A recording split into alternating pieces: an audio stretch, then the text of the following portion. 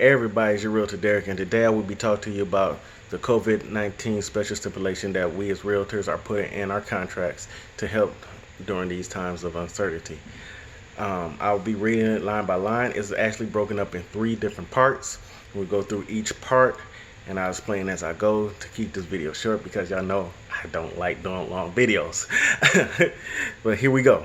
It says, notwithstanding any provision to the contrary contained herein, in the event of closing cannot occur when scheduled due to COVID-19 related events, or CRE as I said in my other video, resulting in the closing attorney, the mortgage lender, and or the buyer and or the seller being unable to perform their respective obligation, then the closing shall be postponed until 7 days after the specific event delaying the closing has been resolved. So in other words, you got exposed. Let's say I just use me. I got exposed, even though I'm not now one of them people. But if I was like the buyer, I got exposed. I went to the doctor. They confirmed I got exposed. They said you need to quarantine for 14 days. Cool. Come back on day 15. The doctor said I'm good. I'll let y'all know. Okay, this is the I'll go back to the doctor. So let's plan to close 7 days after this. Is everything's okay? If not, again, got to tell you right then. Everything's not better. I'm not getting better. I'm not even going to the doctor, whatever. That I have to, let everybody involved know so we can keep this deal alive. It also says, if the buyer or seller is unable to perform due to a CRE, the affected party shall promptly notify the party both of the CRE and its resolution. Again, not only notify that, hey, I have a problem, but I'm seeing the doctor. I got an appointment on this day. This is what it should be resolved. This is how I'm resolving it, basically. All right, so part 2 says that the buyer or seller having concerns about intending the closing or self-quarantining in the absence of a quarantine or government order lockdown, which right now we all in Georgia lockdown, that specifically applies to the buyer and or seller, shall not excuse the buyer or seller from attending the closing, either in person or through a power of attorney. That means if you concerned about going to the closing, wherever the closing may be, you still obligated to go or do a power of attorney to have somebody represent you to go.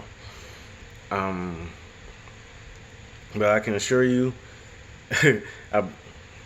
we still having closings, and some of them is actually doing a teleclosing or virtual closing. So you might not even have to go to the closing office to do the closing, but we'll talk about that when we start talking about what closing attorneys are doing to help you.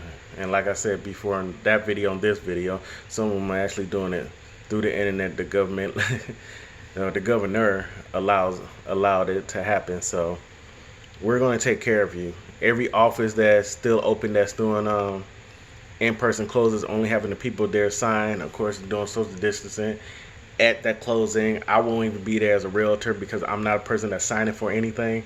So we're doing all we can to keep people safe. So you shouldn't fear, going to a closing because the precautions, as long as you take your precautions, the people at the closing attorney office, and they taking their precautions as well. So don't be afraid to go to your closing and get your keys before you can get in your home. It also continues to read, buyer or seller presently having COVID-19 shall excuse buyer or seller from attending the closing until the party is no longer at risk of infecting others. However, in all situations where the buyer or seller cannot physically attend the closing, buyer or seller shall use their best efforts to fulfill their contractual obligations through power of attorney. Again, if you can't do it or you getting sick, just have a power of attorney done. Some of the notaries will come out to where you were at and have your power of attorney notarized by your son, daughter, or whoever you trust to do the real estate transaction before you can get this done. Because through any transaction, through any contract, this stipulation is not to stop it. This stipulation is for it can be best resolved for you can close and get your home, or close and sell your home before you can continue on with your future. That's all of part 2. Part 3 states that if The CRE causing the delay results in the closing being delayed for more than blank days. Is up to us as your realtors to talk to the buyer, talk to the seller, talk to the lender, and close attorney. Say, all right, this person's like really sick. How long we gonna give them? Hold on, let me finish reading it before I go on into that. For blank days from the original closing date, then either buyer or seller may terminate this agreement without penalty upon notice to the other party. Again, this is about you're really sick and we just don't know how long you're going to be sick for. Then okay, we're like, all right, well, they was affected here. Take that same, for instance, I had earlier about being inspected for 14 days. Went to the doctor on day 15, not feeling any better. Don't know why. Okay, we don't know when you're going to feel better. So we'll give you another 14 to like 30 days, even though depending on the circumstance, depending on what happens, may give you 30, 60, 90 days to, resolve the issue. What happened if you lost your job due to COVID-19? Now we know you can't afford where you at. The rent is halted, until this is over. Hopefully where you at, your rent is halted until this is over with. And so you're good if you stay there, but if you get a mortgage, then it's going to be due. So, and then you still have to pay out where you're going, moving costs, all that stuff. So again, this is here to help, for us all to work together, basically to get a transaction done.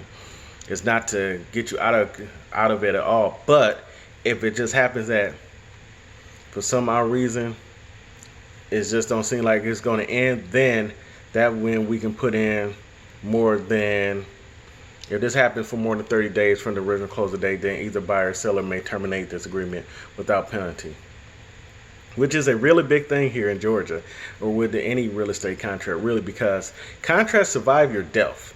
So if on the normal circumstances, if something happened to you, then the next person will finish the contract for you, whether it be your spouse, your children, whoever. This is a really big deal because it gets you out of the contract. But with that being said, again, this is not made to get you out of any contract. It is a way out, and we hope that us doing our jobs here as the lenders, mortgage people, even the people that wrote this said they put it in there. They're concerned that, there might be some bad actors in there that try to take advantage of this. But just know the overall goal for this is not to get you out of the contract. It's just to delay until we can all, basically feel good about moving forward with the contract. Everybody healthy, everybody safe, and everybody can enjoy the fruits of the contract, whether they selling their home and getting some money for selling, or buying a home and getting some keys. So that's the biggest thing. And that is it. Anything that I did not cover, I just want to make sure, because that's what was worth word. Also got some notes from Gar in here about it, but I covered those as well because I like to be read up and like to give y'all the facts and like to give y'all what's actually going on. So that's it for that special stipulation. But if there was something I didn't cover, because it might be in these special notes and I think I covered it, then just give me a call. You know my number, 404-936-4186. I hope you enjoyed the video, and I'll talk to you again soon.